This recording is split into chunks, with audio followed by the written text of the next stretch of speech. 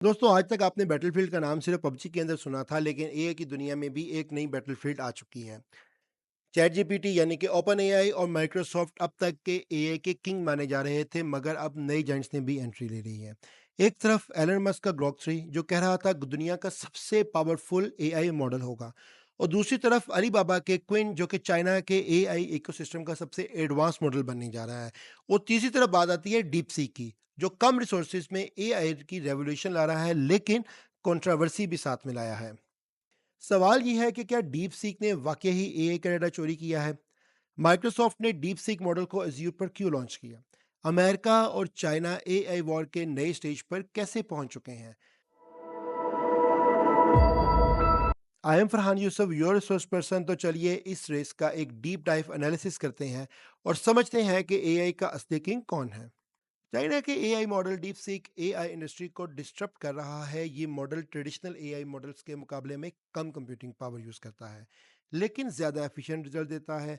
अब इस मॉडल पर एक और बड़ा इल्जाम लग चुका है। ओपन एआई ने क्लेम किया है कि उन्हें शक है कि डीप सीक ने उनका डाटा चोरी किया है, और वो इसकी इन्वेस्टिगेशन भी कर रहे हैं। मतलब जो एआई मॉडल्स ओपन एआई ने चैट जीपीटी के लिए ट्रेन किए थे, डीप सीक ने अनऑथराइज एक्सेस दिया है उनका।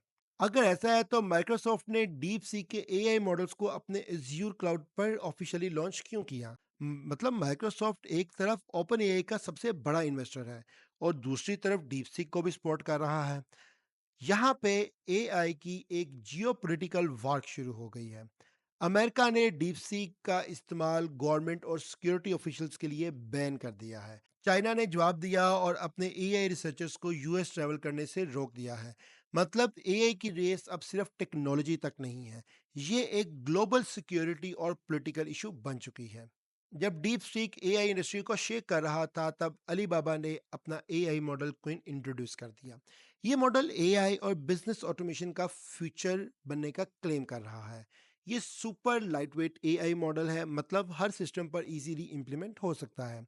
ये क्लाउड कंप्यूटिंग और ऑन डिवाइस एआई का मिक्सचर है, मतलब ये फास्ट भी है और सिक्योर एआई परफॉर्मेंस प्रोवाइड करता है। अलीबाबा का ई कॉमर्स और बिजनेस एआई इंटीग्रेशन से ये एआई सिर्फ चैटबॉट नहीं रहा, बल्कि बिजनेस ऑटोमेशंस को भी सपोर्ट कर रहा है। चाइना के अंदर अलीबाबा और टेंसेंट एआई रेस का हिस्सा बन चुके हैं, जो चाइना के एआई सुपर पावर प्लान का सबसे बड़ा प्लान है। मतलब क्विन सिर्फ एक एआई मॉडल नहीं, ये चाइना की एआई डोमिनेंस का रोड मैप भी है। एलन मस्क ने ओपन एआई से निकलने के बाद डिसाइड किया था कि वो अपना एआई एम्पायर एस्टेब्लिश करेंगे, और उसी का रिजल्ट है ग्रोक 3। मतलब एक ऐसा एआई जो ह्यूमन लेवल रीजनिंग कर सके और रियल टाइम लर्निंग भी कर सके।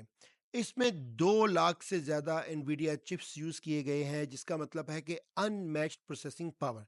ये टेस्ला और स्पेस एक्स के इकोसिस्टम के साथ इंटीग्रेट हो सकता है, जिससे ये एआई मॉडल सिर्फ चैटबॉट नहीं रहेगा, बल्कि रियल वर्ल्ड ऑटोमेशंस का भी हिस्सा बन जाएगा। ओपन एआई और एलन मस्क के बीच ये जो जंग चल रही है, ये कहाँ से शुरू हुई और कैसे अब पहुंची यहाँ?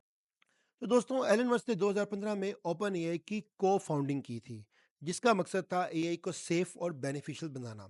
लेकिन 2018 में कुछ स्ट्रेटेजिक डिफरेंसेस की वजह से मस्क ने कंपनी छोड़ दी। उसके बाद ओपन एआई माइक्रोसॉफ्ट का पार्टनर बन गया और कमर्शियल एआई डेवलप करने लगा। एलन मस्क ने ओपन एआई को दोबारा कंट्रोल करने के लिए फरवरी 2025 में 97.4 बिलियन डॉलर्स की ऑफर कर दी। मतलब कि वो एआई को पूरा खरीदना चाहता था, ताकि वो उसको वापस नॉन प्रॉफिट और एथिकल एआई बना सके। मगर ओपन एआई ने एलन मस्क की बात को मजाक में उड़ा दिया, और उसने कहा कि open AI is not for sale, बल्कि हम 9.74 में एक्स, जिसको हम ट्विटर के नाम से जानते थे, उसको खरीद सकते हैं। यही नहीं, ओपन एआई ने यह भी कहा कि एलन मस्क सिर्फ अपनी मोनोपोली बनाने के लिए एआई को कंट्रोल करना चाहता है। और यहाँ से ओपन एआई और मस्क की फाइट और भी इंटेंस हो गई है, और मस्क ने ग्रोक एआई का एम्पायर बिल्ड करना शुरू कर दिया है। अब बात आती है कि अगर हम इन एआई मॉडल्स का कंपैरिजन करें, तो ये एआई का फ्यूचर डिसाइड करने वाले हैं। अगर कॉस्ट एफिशिएंसी में बात करें, तो डीप सीक और क्विन जो है, ये हाईली कॉस्ट इफेक्टिव है, लेकिन ग्रोक 3 चूंकि ये बहुत बड़ी कंप्यूटिंग पावर को यूज कर रहा है, तो obviously it is going to be an expensive option. Computing power में चूंकि डीप सीक एक ओपन सोर्स मॉडल है, आप किसी भी मशीन पर रन कर सकते हैं, तो ये लिमिटेड रिसोर्सेज के साथ काम कर सकता है, और इसकी कंप्यूटिंग पावर भी लिमिटेड होगी। इसी तरह जो अलीबाबा का क्विन है, ये मॉडरेट कंप्यूटिंग पावर प्रोवाइड करेगा, लेकिन अगर आपको सुपर हाई पावर चाहिए तो आपको Grok 3 is the best option.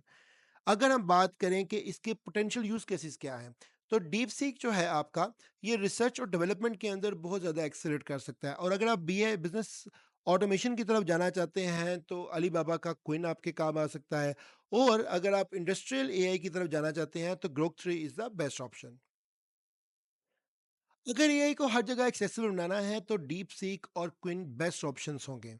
अगर एआई को सुपर पावरफुल बनाना है तो ग्रॉक 3 गेम चेंजर हो सकता है। और अगर एआई का कंट्रोल सिर्फ एक रीजन या कंट्री के पास ना हो, तो इसके लिए ओपन एआई और गूगल को अपनी नई स्ट्रेटेजी सोचनी पड़ेंगी। आपका इस बारे में क्या ख्याल है? एआई का सबसे बड़ा और असली किंग कौन है, डीप सीक, क्विन या एलन मस्क का ग्रॉक 3? कमेंट में अपना फेवरेट एआई मॉडल जरूर मेंशन कीजिएगा। मिलते हैं नेक्स्ट वीडियो में, तब तक के लिए फरहान यूसुफ साइनिंग ऑफ। अल्लाह हाफिज।